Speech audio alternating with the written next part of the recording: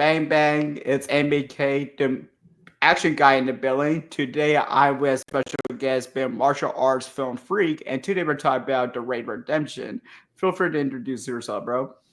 What up, everybody? I am the martial arts film freak Tristan Glover, talking about all things kung fu and martial arts cinema every day.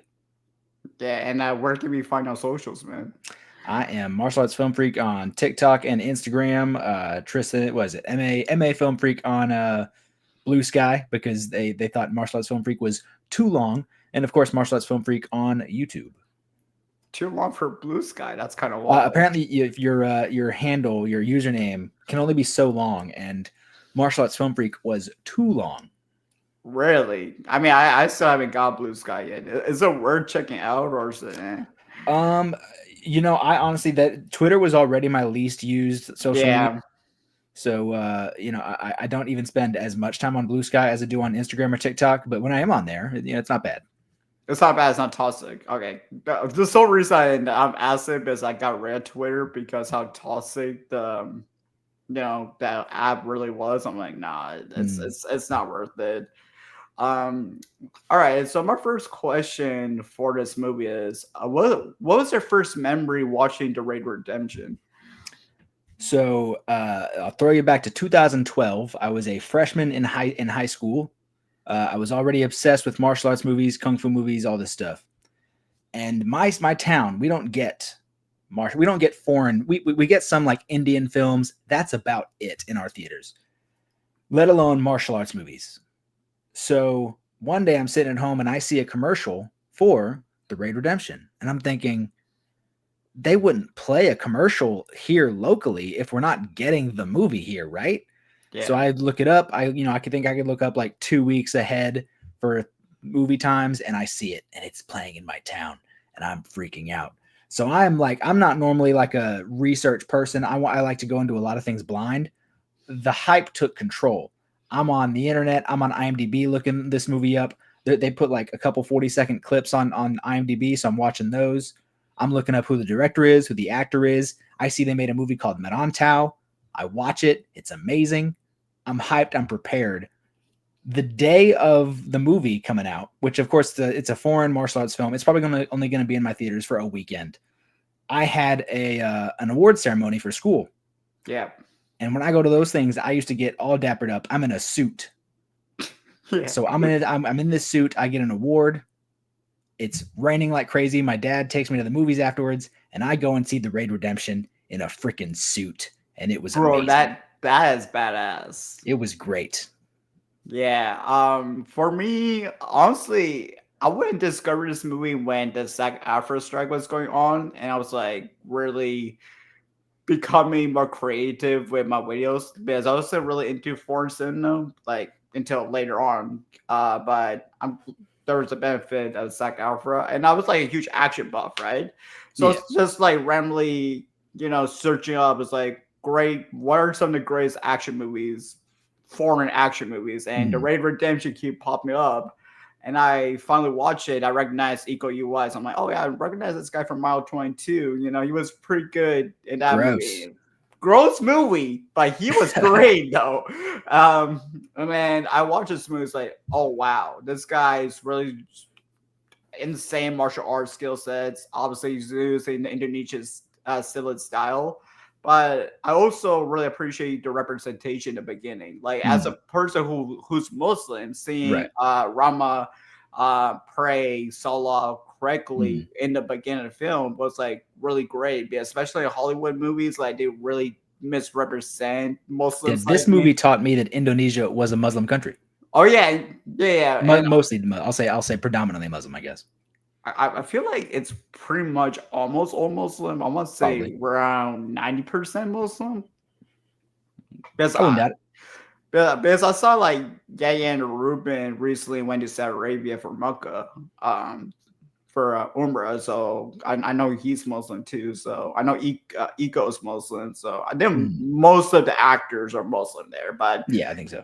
Like seeing that representation is 2012 film was like something really great, especially the fact that you barely see proper representation on Muslim like beliefs and stuff like that. And I'll say my dad took me to see this. My dad made a deal because he didn't really know what it was, and he enjoys some martial arts movies. You know, I wouldn't be into martial arts movies and stuff if it wasn't for him. I don't know, playing Bruce Lee movies or something, and Jackie Chan movies when I was a kid. But he really wanted to see the Hunger Games had come out like the week before. He really Oh, wanted to see the Hunger Games, the first one, and he said, "I'll go see the Raid with you if you go see the Hunger Games with me." And we watched the Hunger Games. I don't really like it very much. yeah. After we get out of the Raid, he just goes, "You're right. That was way better than Hunger Games." Yeah. But like I think what makes the Raid movie works, yes, the action is great, but I feel like it's the character development. It's very subtle. Like in the Mhm. beginning of the film, you see Rama having a pregnant wife, his dad's telling him to bring his essentially his brother out of the crime world. And you Yeah. have this subtle, moments in this film that makes you care about the lead character Rama. It's like a Mhm. great character study for a character, and not gonna lie, it's like kind of like an underdog story because there's a point Yeah. where they say during toward the end, they say a rookie and cripple, how can they survive this? And then Mhm. that underdog story. I just love that about the Raid Redemption too, right? And I think what makes it work, and it's something I talk a lot about when I see a lot of the new stuff and some of the new stars coming up, and I've seen a few great martial artists, fantastic martial artists and actors. Their first big movie, they make like this big convoluted plot with some good fight scenes, and I really believe that, and I'll give some other examples. If you want to make your big like announcement movie, and this wasn't their first movie, again, Medan Tao, directed by Gareth Evans, it stars almost all the exact same people, but this was their kind of almost like big coming out movie. Yeah. Simple plot, simple. 20 cops go in, not all of them come out. That's the plot. Fill it with incredible martial arts movies and go. Other examples: Ong Bak. Someone stole our statue head. Go get it back. Yeah. Freaking Bruce Lee's big coming out was The Big Boss. He works for a company. Company kills his family. He fights back. Yeah. Like, just keep it simple. That's like, Yeah. you can go crazy like this movie does. The Raid 2. You can go crazy in the sequel with your plot and your everything. But for your Yeah. first big coming out movie, keep it simple and just fill it with incredible fight scenes. Yeah, because like the action does the storytelling for you. Like if the action Right. is like well choreographed, especially in the first Raid movie, it tells a whole different story. Speaking of action, do you want to like break down some of the silly fighting styles that you know from the Raid Well, so Redemption? this movie again was me Googling things after I saw the trailer for this. One of those things I'm Googling and researching is Penchak Silat Yeah, because, of course, Ong Bak introduces Muay Thai and more Muay Boran more as in the Protector. Of course, you have all those kung fu movies. Certain movies have certain styles that stand out. Your Tai Chi and your drunken boxing and all that different yeah, kind of stuff. But this was the first movie that really showed me Pencak Silat, which is the Indonesian style. If you want a great antithesis to this movie, watch their first film, Medantau, because this, from what I could tell at the time, and I still believe today, the Raid is Pencak Silat utilized in such a more tactical fashion, yeah, whereas in Medantau, it is used a lot more traditionally, and it's a very cool contrast to look at those two movies and the different styles they do. And then of course you have Joe Taslim, who I found out is he was a judo practitioner, not just a practitioner. He yeah, competed for Indonesia, so you had yeah. Joe Taslim coming in with the judo. Yeah, and well, irrelevant a little bit, but night comes for us to see that Judo and Silid fight style between Iko and Joe Mhm. Taslim, which was something really great. I just want to mention that a little bit. Oh yeah, fantastic. Fantastic. Go watch Night Comes for Us, by the way. Do it. Yeah, do it. Yeah. Um, but another thing I think just works for this movie is Tama, the main like drug crime lord. Yeah. The fact in the beginning, him shooting down goes bad, well not bad people, good people. Like goes are Well, they're probably bad people too. probably bad people. Like he's just shooting them down, and the last one they have you're running out of bullets and gets a hammer and just slams Mhm. them. Like I think that just has a storytelling of show not tell, like Yeah. showing why he's a scary person instead of telling you why he's a scary Yeah, person. and And they set it up perfectly. He opens the drawer because he was said there's 5 people in a line, shoots 4 in the head, goes to his desk, opens a drawer, and you see bullets roll to the front of the drawer. So it's like, oh, he's just getting more ammo. And then he grabs the hammer instead, and he hits the guy with the hammer.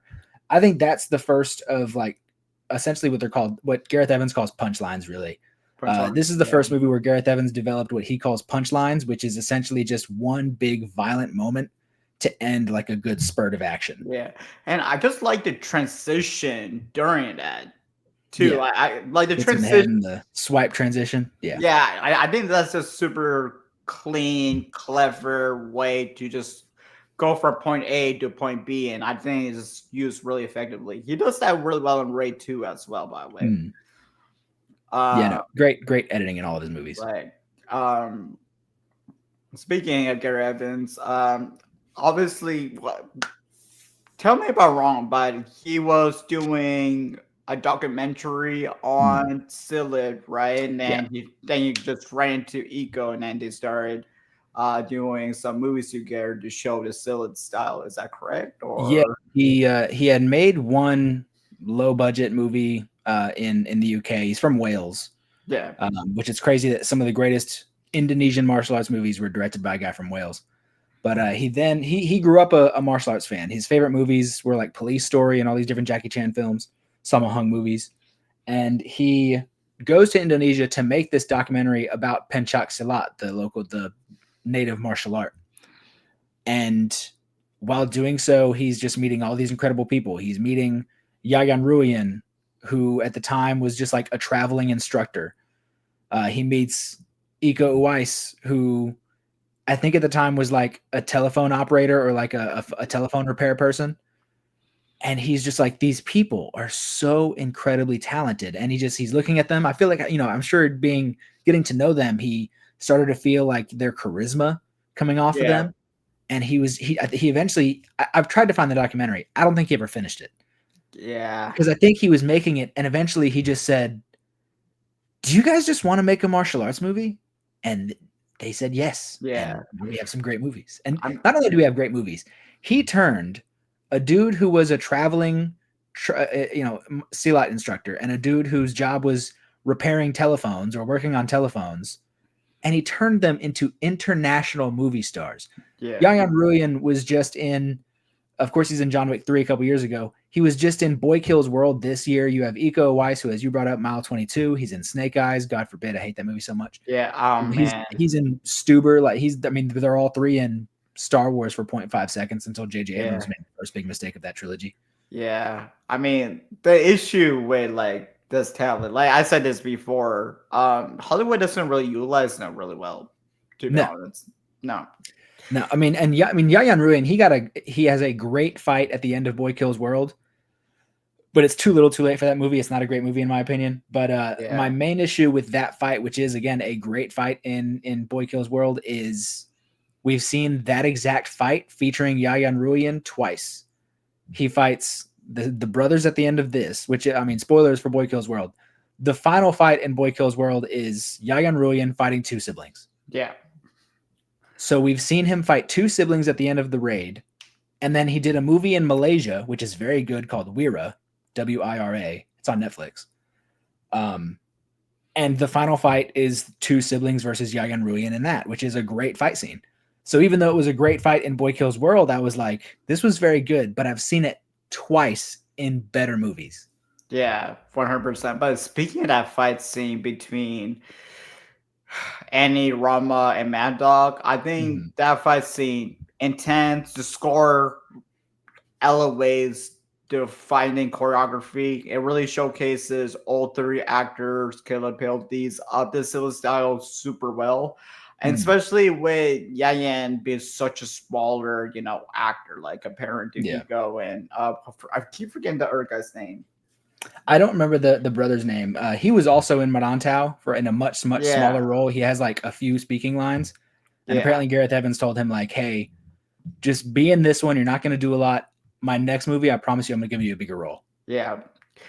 because I know the character's name's Annie. I just like Yeah. blinking on the actor's name right now. I can't remember But that. I mean, I've got it pulled up right here. If I yeah, can. it's That was Donnie Almacia. Donnie. Yeah, I thought he was great in the raid. To be honest, Yeah, no, he's fantastic. especially with the conversation between Rama and Annie, like the heart to heart conversation of Rama say, oh, "You're gonna be an uncle," and Annie's in the crime world, so he's going to think their father's a disappointment, and it's just a good subtle heart to heart moment. And Yeah, this is the only world that I'm good at something. Yeah,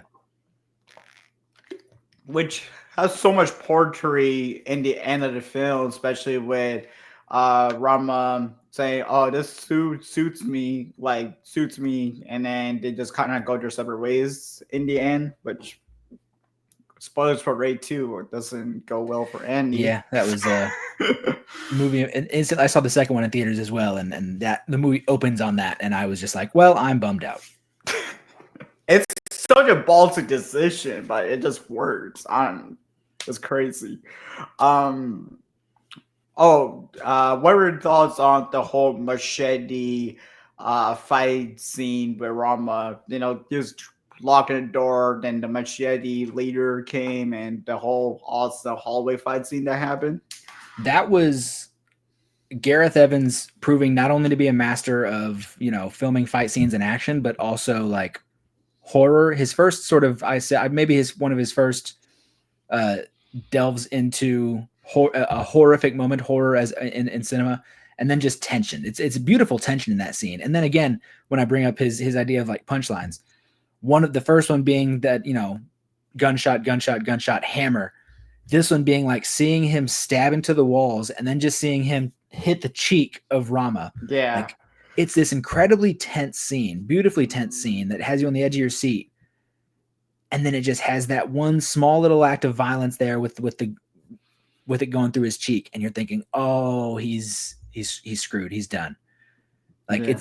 It's beautiful use of tension. And we've since seen Gareth Evans dive a bit more into the world of horror and tension in that way.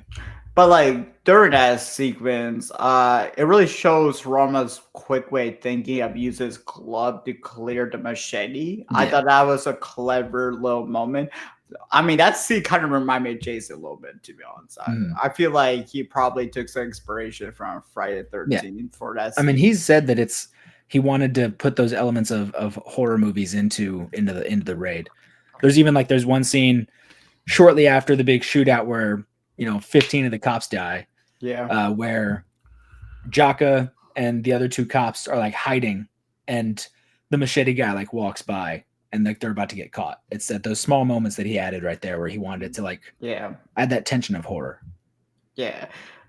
I just like that. I mean, I don't like that. I love that about Gareth Evans to have that tension of horror business makes you feel like you're part of the movie. It makes you feel like you're stuck in the situation. And I think that's what the raid does so well, because essentially this whole movie takes place in one apartment building, and you're just stuck there. And I think that's what clicks in this movie. Especially in the beginning where everything just going so smoothly until I believe the 6th floor when shit goes to bed. I think they get to I think it's a 30 floor building. I think the boss is on floor 15. I want to say they get to 6 or 8. 6 or 8, yeah. I think it was 6 or 8 roughly when obviously the lieutenant is shooting that kid, and then everything just goes south quick. And speaking of the lieutenant, he was a dick. I didn't like him. No. And then what was it? And speaking of that horror, there's kind of an interesting idea. I suppose you don't see it in horror movies because it just wouldn't work. But there's even that feeling of tension and in a horror way in that final fight, and it's such a beautiful. And I'm sure you want to jump around a whole lot like that, but seeing it with my dad was so interesting and wonderful because I'm already interested in this final fight. It's an incredible fight. The movie's been great so far. I'm interested in these characters. I want to see where they go. And that final fight took them 7 days to shoot. It's so tense. It's 2 against 1 being the bad guy, 2 being the good guy. And the 1 is kicking their asses. Yeah. And they're bringing everything they got, and it's not working. And there's so many moments where you're thinking, well, he's won. He's winning. They can't do anything to stop it. And that's horrific. That's scary. Yeah, He's that's genuinely been a horror movie villain this whole time. And what was so cool about watching with my dad is I'm sitting next to my dad in this movie theater, and I just hear, and Mad Dog's a little dude. And can I curse on here? Yeah, go for it, man. Okay. So I'm sitting in the movie theater next to my dad, and Mad Dog is winning, and I just hear my dad go, "That little fucker's gonna win." And I was just like, holy shit, like this is crazy. Yeah, I mean, that was my exact same reaction. I'm like, even when he gets stabbed by the LED light, I'm like, this bro's still going. But Yeah. I'm like, ow. I mean, it's that moment of like, this little dude's gonna win. That you're like, this is terrifying because he's unstoppable. Yeah, especially speed, agility that Mad Dog has, and Yayan Ruin's a nutcase. Yeah, speaking of Yayan, he did like my post once on Instagram, which was super cool. Did Yeah, he did. It was my video was like, if you love the show Nope worse than John Wick 3, go watch the Raid movies. Visit this place, Yayan Rubin and Chip are really want like action. Yeah, it's fun when they interact. I had that movie Weira I brought up where Yayan plays the bad guy in that too. I had posted when I watched that movie when it came out, 2018 maybe, made a YouTube review, posted it, shared it on Instagram and everything. I give the movie 5 stars. I love Weira. It's great. Yeah, I still need to check it out. I've been going through your recommendations slowly but slowly. I'm gonna get there. I think I might be in a not alone on that, but I think there's not many people that agree with it. It's amazing. But the lead actor in that movie, I can't remember his name at the moment, but the lead actor in that movie shared my video and was just like, "Thank you so much for the support." I was like, "Yeah," and now I get that every now and again because I've got a decent little reputation in the martial arts cinema groups. Yeah, community. 100%. And I mean, even the lead for Shadow Strays, I think she liked my story a couple of times. Man, I was helping it. I feel like Indonesian actors just appreciate when fans are showing love, and I think that's it's not a place people think of to go to for. I mean, I didn't when like the Raid comes out. First of all, when I'm looking up the Raid when it's coming out, and I see it's from Indonesia, I'm like, Indonesia, because I'm like you. I think I'm watching. I've seen movies from at that time, Hong Kong, of course, Japan, China, Thailand, Chile, even France, a little bit from Germany. Like I said, Vietnam, Malaysia. I'd seen some stuff from Malaysia at the time. Taiwan is a big one for independent kung fu cinema. South Korea is a big one. But then for me to look up this movie and it says from Indonesia, and I was just like, what? That's new. Like this movie pretty much put Indonesian action on the map.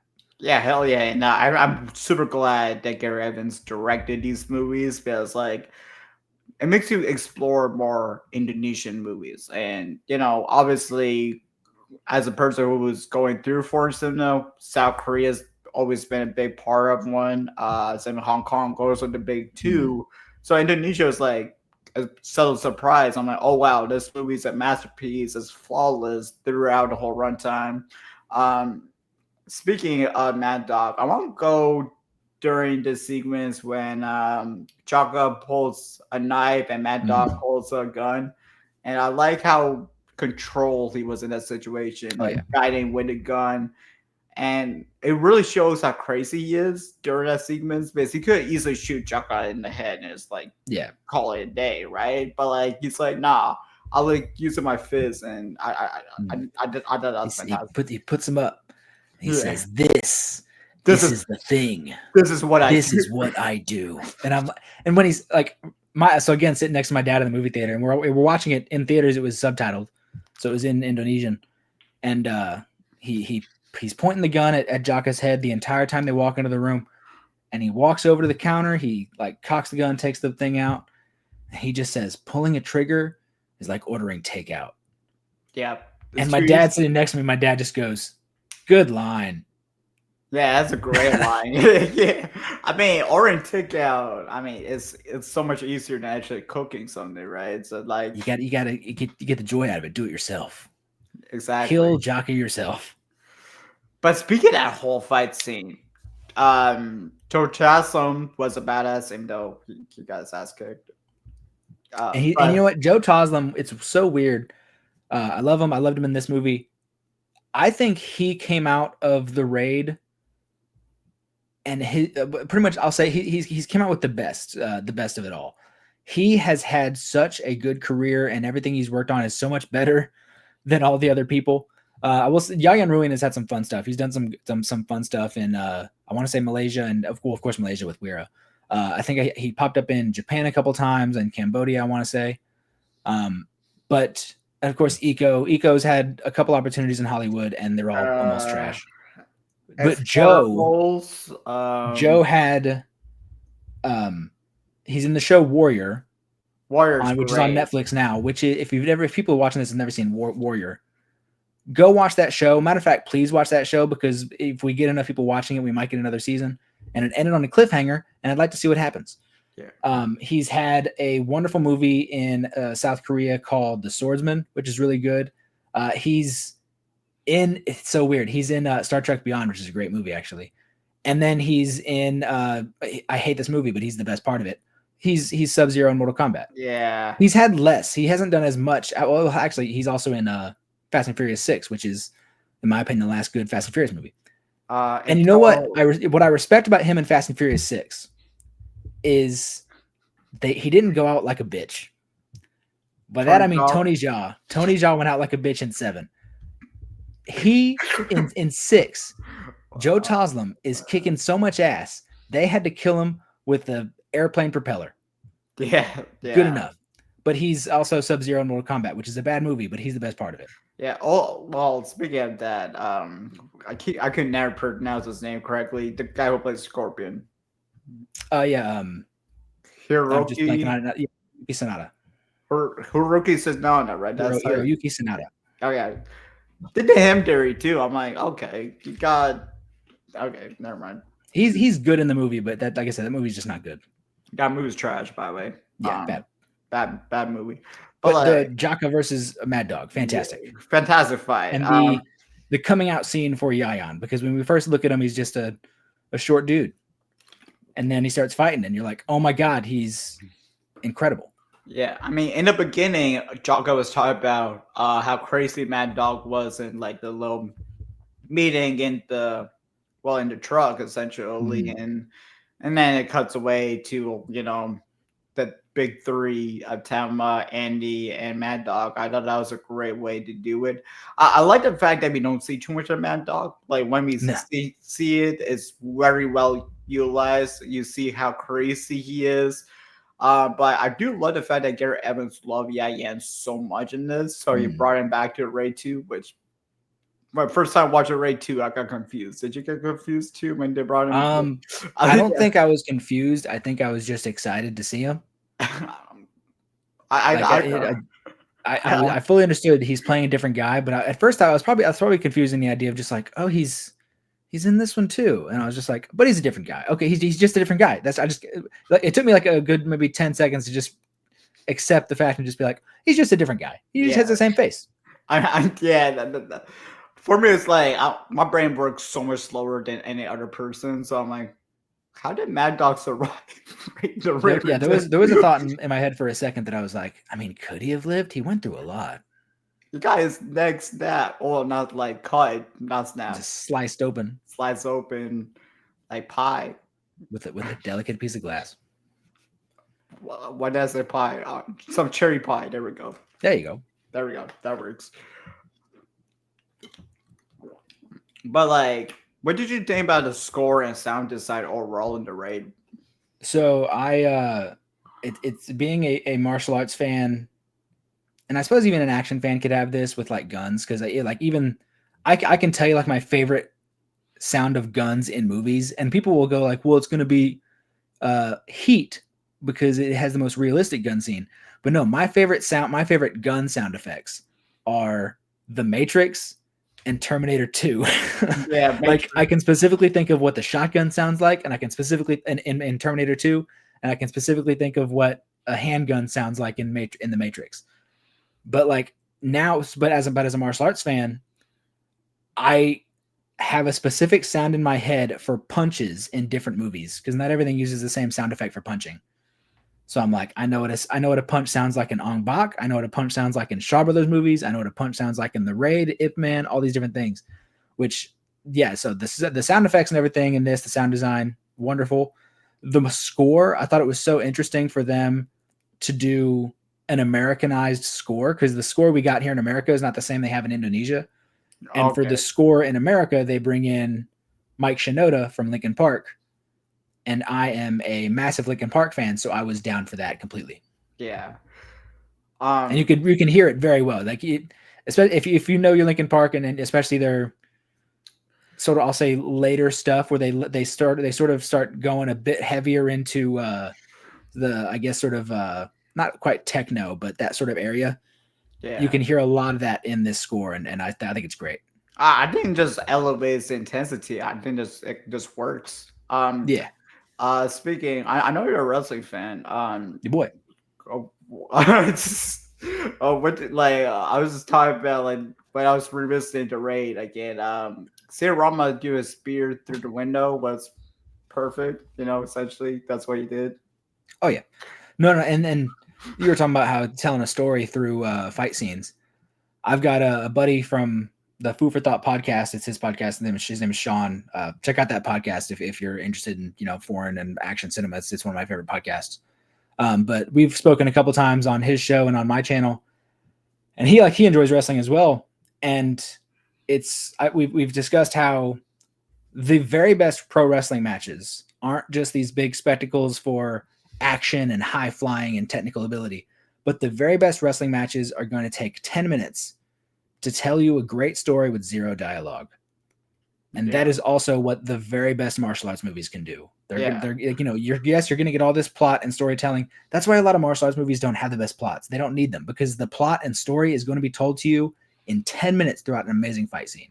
Yeah, like speaking of that, the literal final fight scene, like Mad Dog and Rama, that literally tells his story. And I thought, yeah, I mean, just think of it sorry, go on.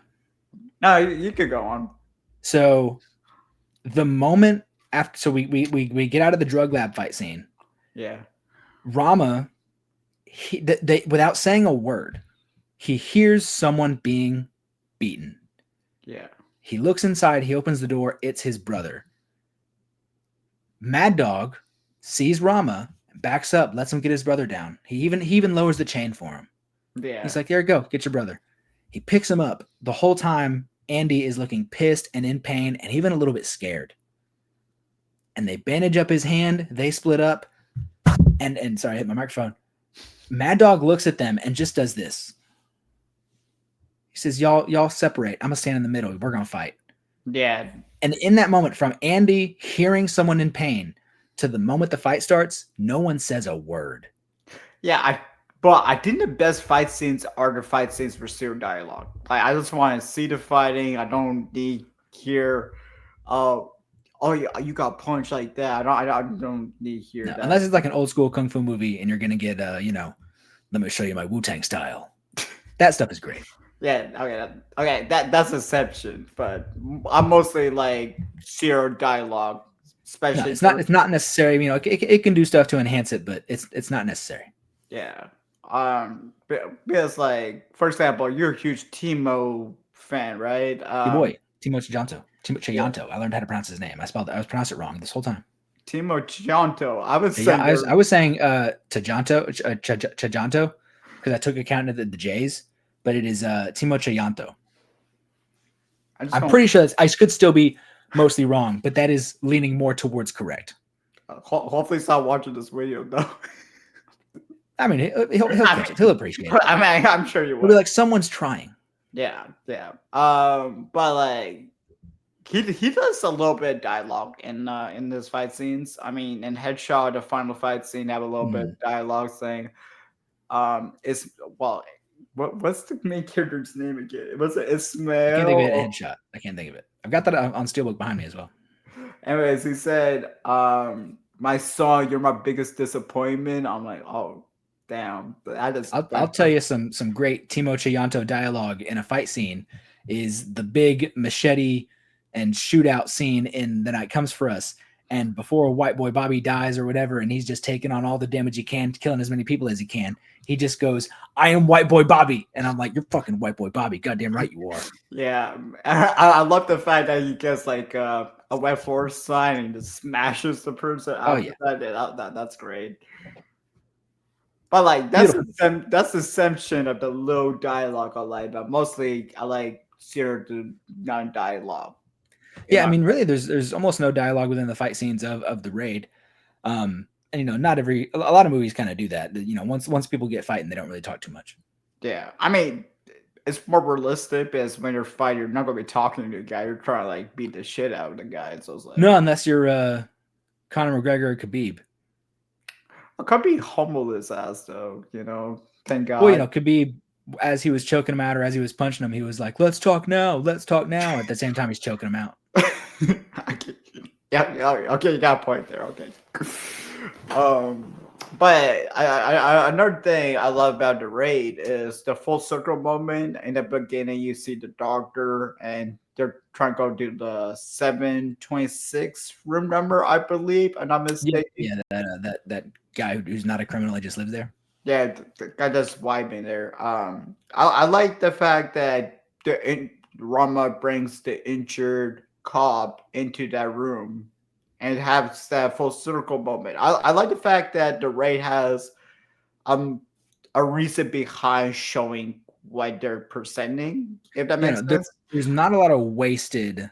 There's not a lot of fat on the raid, really, almost at all. And I'd be very. I've despite as many times I've watched these on Blu-ray, I don't think I've ever looked for a deleted scenes. I've listened to the commentary like 4 times, but no, they set him up at the beginning, and they don't just set up that character. They set up that asshole cop who's like the second in command. Yeah, is a dick to him, and he's just like, "You're just in the way of this mission.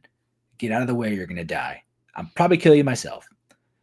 And then in the end, he even says it. He's like when Rama says we're going to that one guy, he's like, "Don't you fucking leave me with him." I'm like, well, he's your only chance at living, so get over it. Yeah, exactly. And I mean the whole.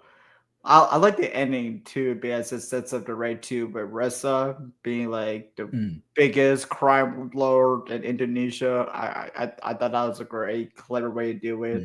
It's like when Tama says Reza, you see the lieutenant, the fraud lieutenant, start freaking out. And like, just tells him like, "This is way above you and me. Like, they do not care about you one bit. You think this is gonna get you anywhere? You're dead." And spoilers for raid 2 again. He died. Right in the beginning. First 5 minutes. First 5 minutes. Dirty cop. Yeah. So is there anything else you want to add about the raid, or is that it? It is. It's people don't. I feel like we're both on the Film Talk community.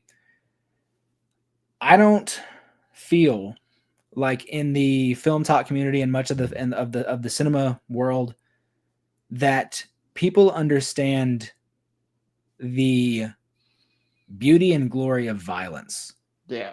And I I don't put that lightly, because when I look at something like The Raid, and I do this for a lot of movies if they're really that good.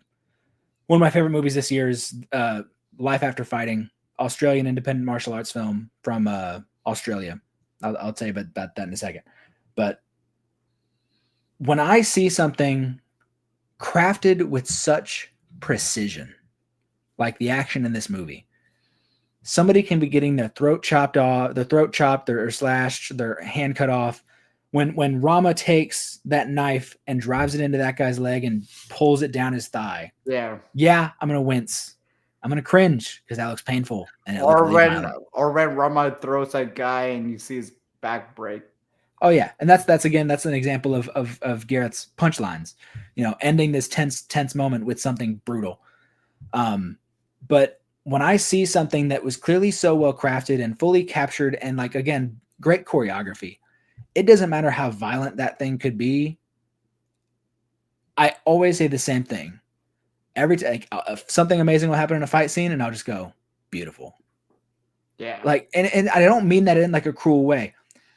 I'm such a weird person, and like I don't like horror movies. I'm not a horror movie fan. I really I don't. But it's Uh, so weird because you can take a crazy level of violence, someone getting their head chopped off or whatever. If it's in a fight scene, if it's in a beautifully choreographed fight scene, I'm like, that was incredible. Because it's like an exclamation point at the end of yeah, a fight scene. 100%. A great example being Martial Arts of Shaolin with Jet Li, directed by Lau Kar Leung. There's a great fight scene. It ends with the main bad guy getting his head chopped off, and you're like, great, that was amazing. But if you take that same level of violence and you put it in a horror movie, and instead of a great fight scene, you have someone screaming and crying out for help, suddenly I'm just so much less interested. I have Oh zero yeah, desire to watch that. 100%. Yeah. I don't know why. It's so weird. Like I'm not a violent person. I don't crave violence. But when done with such precision and like craft, I'm like, this is beautiful. Yeah, 100%. Like, I'm the same way. I'm not the biggest horror guy. I mean, there's a very few horror movies I love. Mm, The ones I like the most are like more survival horror. Like, yeah. I don't like I the like a really, good creative horror. Like if something is just a good creative, well-made movie, I'm into it. But just violent for violence sakes, I'm not really into it. yeah, yeah. I like, for example, like the Terrifier movies. I hate ghosts. Like, Yeah. nah, I don't care. Just like No. shock No zero value. desire to watch that. Yeah, good. Don't watch it. I don't know what people hype that up. Yeah. But like so the movie I was the Australian I mean I've talked about it a lot. Have you watched Life After Fighting yet? Not yet. So it's on Prime Video. I highly recommend you watch it this weekend. It is an independent Australian martial arts film written by, directed by, and starring a guy named Bren Foster. He's an actor, martial artist, stunt performer. Been in the industry for a few years. He's also like a martial arts competitor, teacher. Made this whole movie himself. He filmed the entire movie in his own Taekwondo school. Oh, And so it's got a good, nice story. The acting is not always the best, but that's fine. You know, you're always going to get that in independent films, whatever, no matter what. B movies, I guess you want to say. But the action in that movie can go from elegant to competitive to violent, brutal. People, blood everywhere.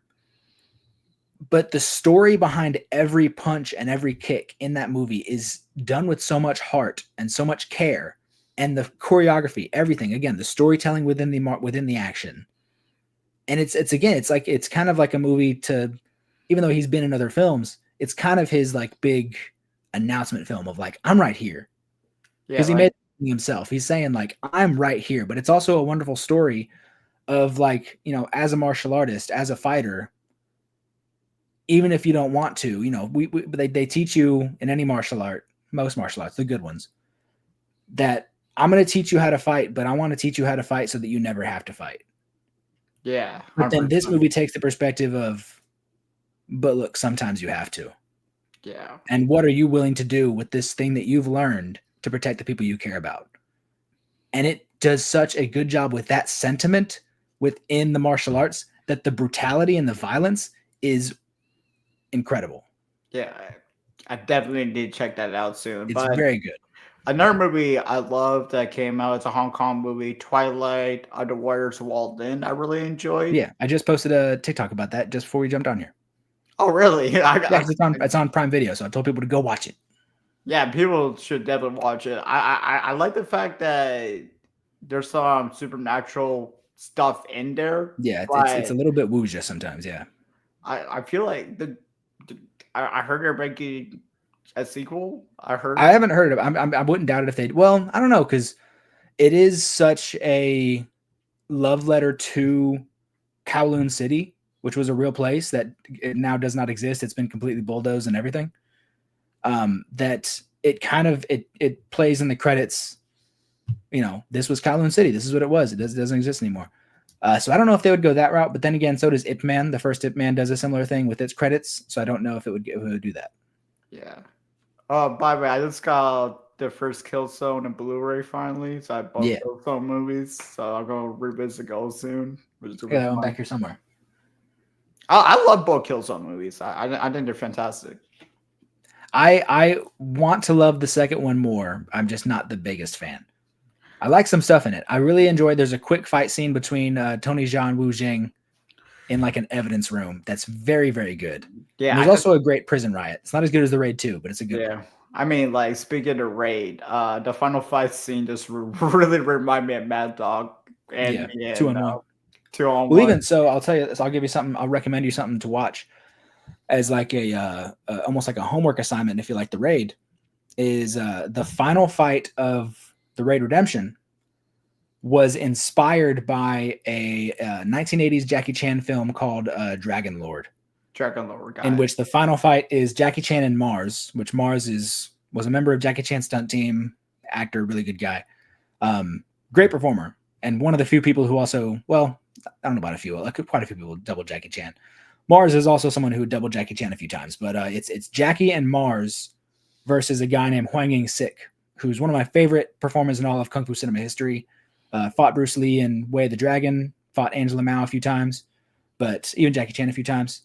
But Jackie Chan and Mars versus Hwang Ying-sik, and Hwang Ying-sik for about 80% of the fight scene is kicking their ass.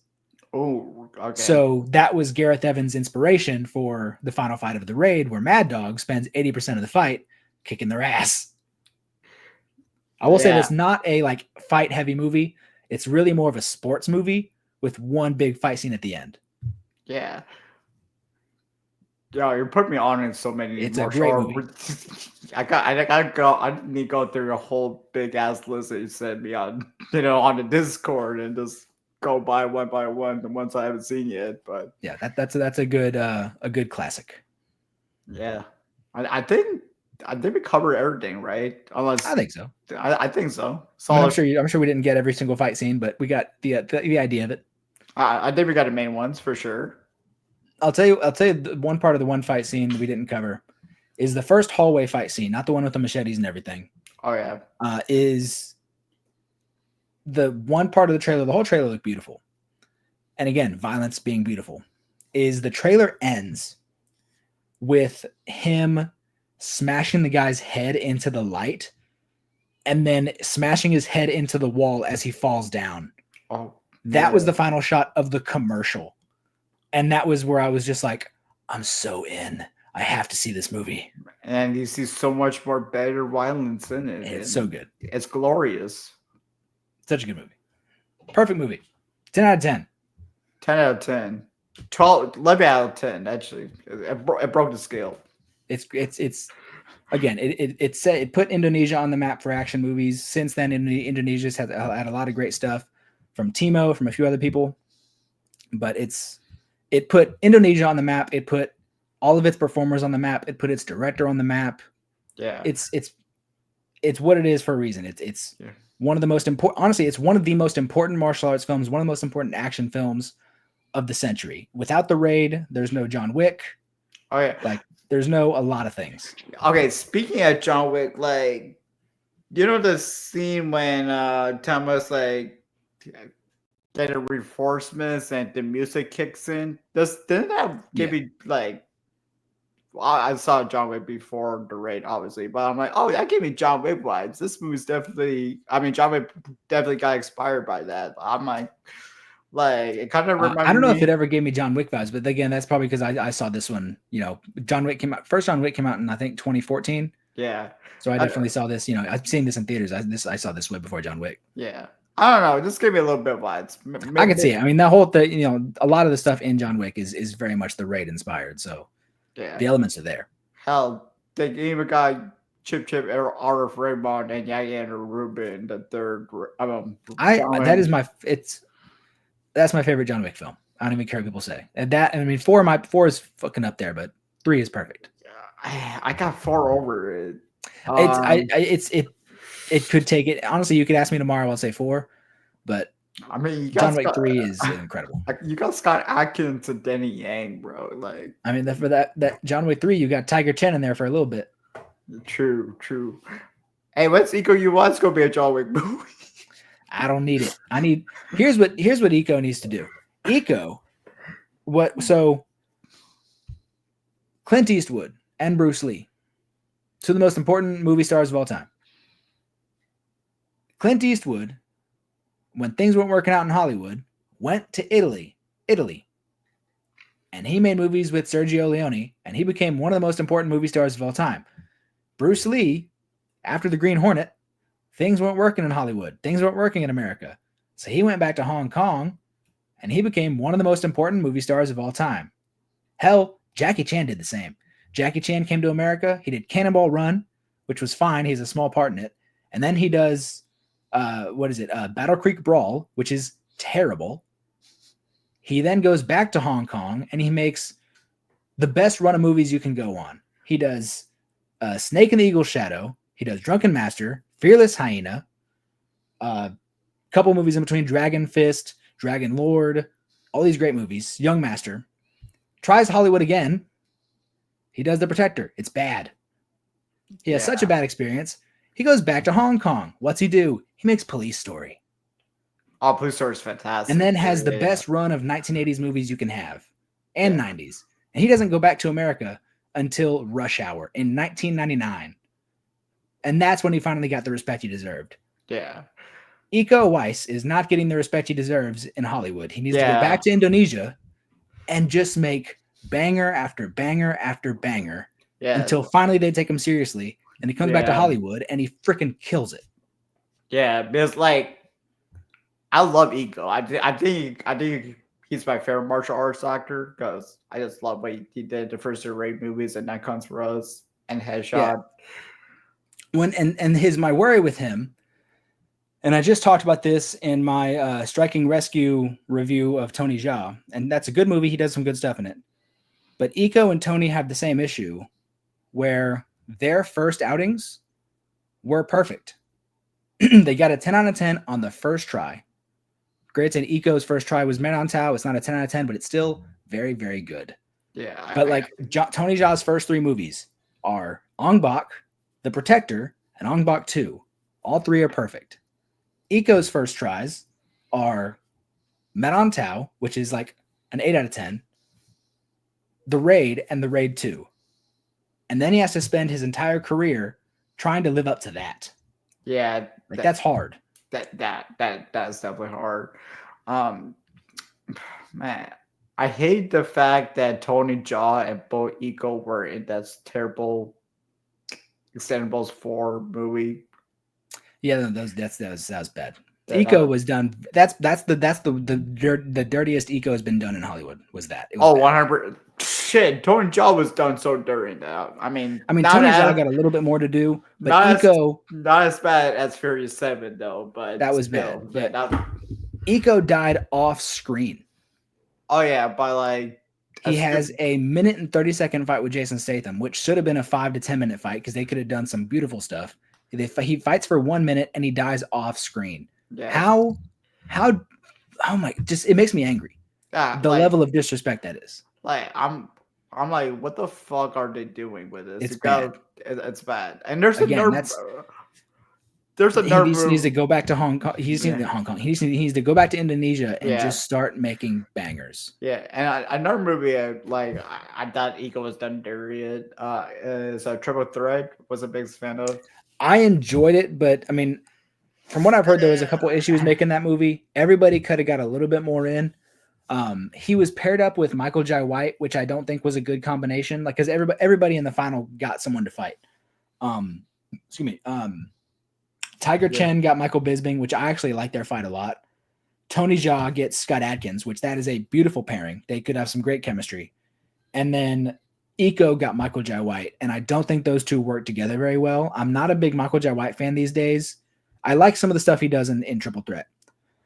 But Michael Jai White has Blood and Bone, and when it comes to martial arts movies, because you got Black Dynamite, which is hilarious. Michael Jai White has Undisputed 2, which he doesn't even have the best fights in. He has Blood and Bone, which is solid martial arts movie. And then in terms of good movies, Falcon Rising has some okay stuff in it. He has Never Back Down 3, No Surrender, which he also directed, which I do think actually is very good. Other than that, I look at his career and I'm like, this is all completely meh. Yeah. Like he's a great presentation. He has a great look. He's one of the best movie martial artists of the century. But when it comes to his actual output, none of it's ever actually very good. Yeah. And like that's the biggest difference between Michael and Iko. I feel like Iko is actually a really talented actor too. Like I do think that, yeah. the emotions he brings in Raid is great. The way he switches his emotions in the final fight scene in Night Comes for Us, Mm, with like the conversation between him and Ito being Joe Taslin's character, yeah. it's perfect. Like he just goes from angry to like, oh, I'm gonna beat the shit out of you. Yeah. He has some good emoting like in the raid 2 and everything. Yeah, and I generally think this guy deserves so much better. And like you He said, does. like he needs to go back to Indonesia where he's respected way more, and hopefully gets a bigger push soon. Because Yeah. I Just love he needs to get with Timo or get with somebody. And Timo might be stepping out of Indonesia until he makes that Shadow Strays and Night Comes for Us sequel. yeah. But he might be stepping out of Indonesia for a little bit. But he needs to get with somebody, a good director, or even possibly even direct himself, who knows, and just make a lot of really good movies. Or go back to Gary Evans. Why not? I mean, maybe Gareth Evans, he's got a couple things going. He's got Havoc eventually. He's probably still making. I haven't seen season 3 of um Gangs of London yet. Yeah. But I mean, he might have stepped out of the full action martial arts world because him and Timo kind of traded places. Timo was the horror movie director and Gareth was the action guy, and they kind of swapped where Gareth started doing a little bit more horror plus Gangs of London, and then Timo went full action gore martial arts. Yeah. But like even a Hollywood director like the Chad from I can't Oh yeah, remember. no, yeah.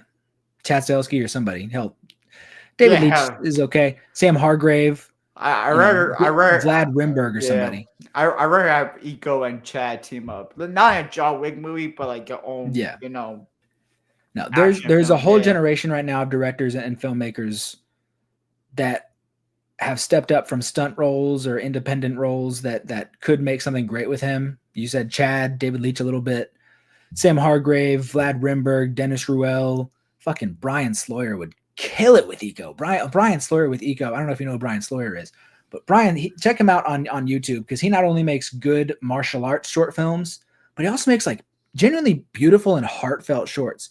Look up these two on Brian Sloyer's YouTube channel. One's called Petals. It's from about 5 years ago.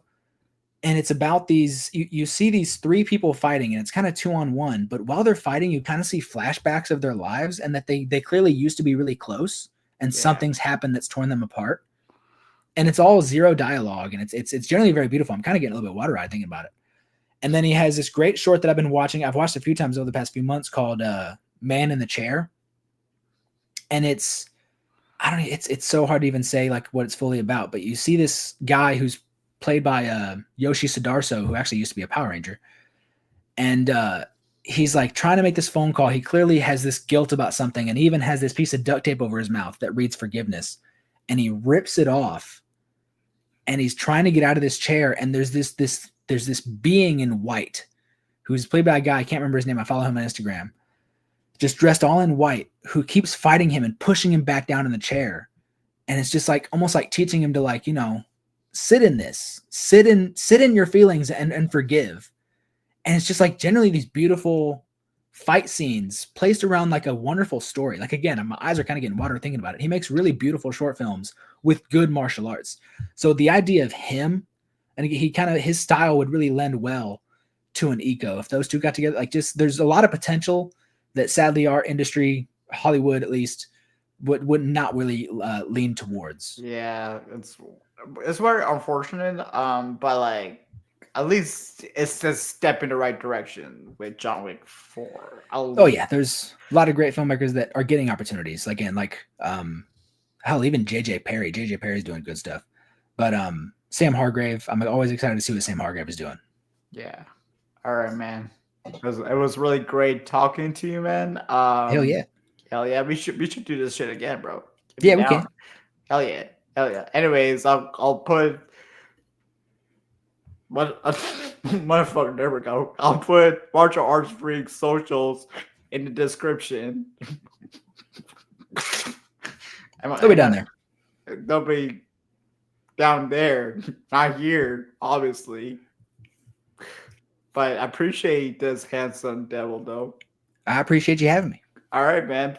Peace. MBK out. Have a good one. You as well.